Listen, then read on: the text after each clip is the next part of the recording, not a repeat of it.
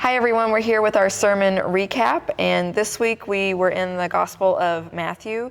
We're looking at the 14th chapter. We're starting with the 22nd verse, but just wanted to give you a little context. Right before this passage that we're going to read, Jesus has fed the 5,000. It's one of those stories, and so he is trying to escape for a little while, get away from the crowd. You and I don't know what that's like at all. Sunday afternoon, I definitely love to go home and take my nap. But we're starting with the 22nd verse. Right then, Jesus made the disciples get into the boat and go ahead to the other side of the lake while he dismissed the crowds. When he sent them away, he went up onto a mountain by himself to pray. Evening came and he was alone. Meanwhile, the boat, fighting a strong headwind, was being battered by the waves and was already far away from the land. Very early in the morning, he came to his disciples, walking on the lake. When the disciples saw him walking on the lake, they were terrified and said, "It's a ghost." They were so frightened they screamed.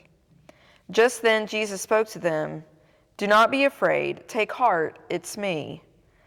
Peter replied, "Lord, if it's you, order me to come to you on the water." And Jesus said, "Come." Then Peter got out of the boat and was walking on the water toward Jesus. But when Peter saw the strong wind, he became frightened. As he began to sink, he shouted, "Lord, rescue me." Jesus immediately reached out and grabbed him, saying, "You man of weak faith, why did you begin to have doubts?" When they got into the boat, the wind settled down. Then those in the boat worshiped Jesus and said, "You must be God's Son." Another one of those amazing stories. Peter just had an incredible life with Jesus, and I love this story. I really appreciated the way you brought out that Peter had faith. We want to talk about lack of faith. Mm-hmm. Peter had faith. He had enough faith to get out of the boat. And when he got battered, he had enough faith to call on Jesus. And I brought into my sermon, I feel like Jesus probably said in a very lighthearted way, "You lack faith now? Mm-hmm. Come on, let's walk on back to the boat." Right. They still walked on water. Yeah. Well, and I think by then the relationship was one that Jesus could be a little teasing with Peter in this moment, like, really, you still don't get it? But again, not because of his lack of faith, but just still not quite seeing exactly what's in front of him, I think.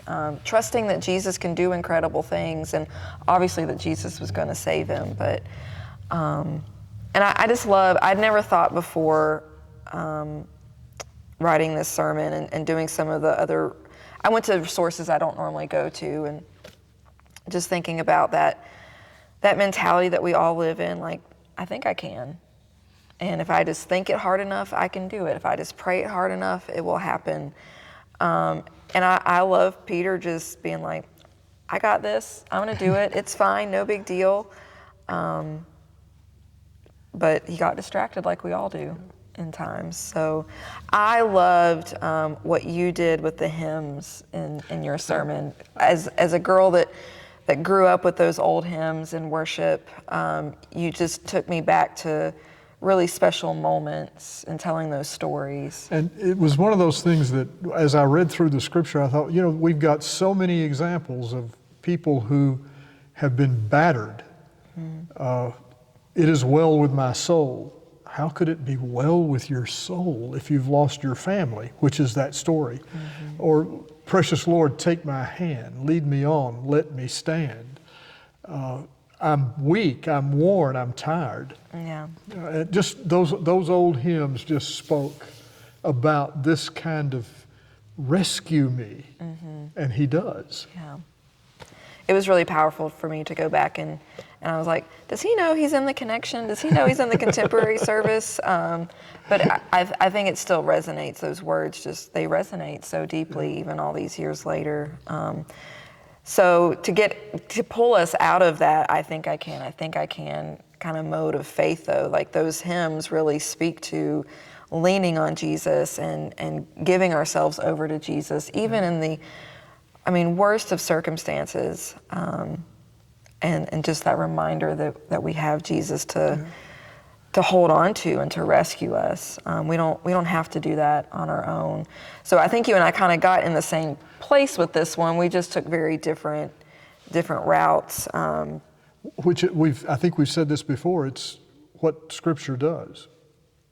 We'll preach this passage again, who knows when, but we'll preach it again, and it will be totally different. Yeah. We'll find different things to lift out. Yeah. Well, and one thing that you lifted up out of this passage in your sermon that I didn't really touch on was that Jesus walked on water after he rested. Yeah. That Jesus needed that time away after all the teaching and all of the miracle working that he had done. And he even needed away from the people he loved the most, his disciples. But it was in that moment that he was, he didn't have to walk all the way around the other side. He just, kept on keeping on. But I wonder, had he tried to do that before that time of rest, what that would have looked like for him. Yeah. Oh, that's good. Yeah. So I was just thinking about how even Jesus needed that time away, but it gave him the strength to help Peter.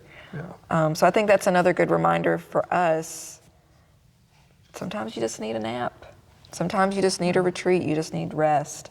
So I liked that you pulled that out in your sermon a little bit. So, and then again, Peter. I never thought about this either. It was Peter's dumb idea to get out of the boat. You brought that out, and I was sitting in the pew back here, and I thought I didn't even see that. Peter said, "You tell me to walk on water." Mm-hmm. Jesus didn't say, "Come on out here with me," till Peter said, "You tell me." Yep, and we make life so much harder than it has to be sometimes. I'm a complete worrier. If you've been around me more than 5 minutes, Brian can see the worry happening in my brain. He can feel it on the pillow at night. I mean, so I make my life much harder, and this passage is a good reminder, you do that to yourself, dummy. No one does that to you, and certainly God doesn't do it to you, but so I never think of myself as being like Peter. I like to think that he's just kind of his own animal. And then I read this story and I'm like, nope, you're definitely in there. So we hope that this sermon resonated with you, whichever one you got to be a part of this week. And this coming week, we are moving over to chapter 16 of Matthew, and we're going to hear Peter claim who Jesus is. And Jesus is going to also claim who Peter is in this passage. So it's going to be a fun one to work on. And we look forward to seeing you in worship on Sunday.